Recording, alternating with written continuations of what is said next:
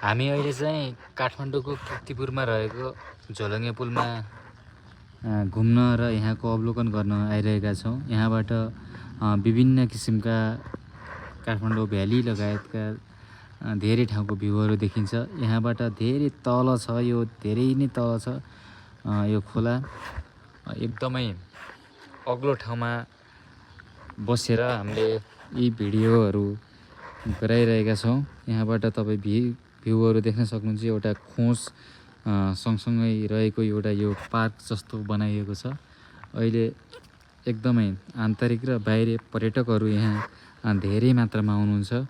हामीहरू पनि धेरै पछि जाने भन्दै धेरै पछि समय मिल्यो र आज यहाँ आएर यहाँको सौन्दर्यताको अवलोकन गरेर हामी एकदमै खुसी छौँ। एकदमै राम्रो छ। हामी मात्रै नभएर हजुरहरू पनि यो ठाउँमा आएर अवलोकन गरिदिनु हुन अनुरोध गर्दछौँ।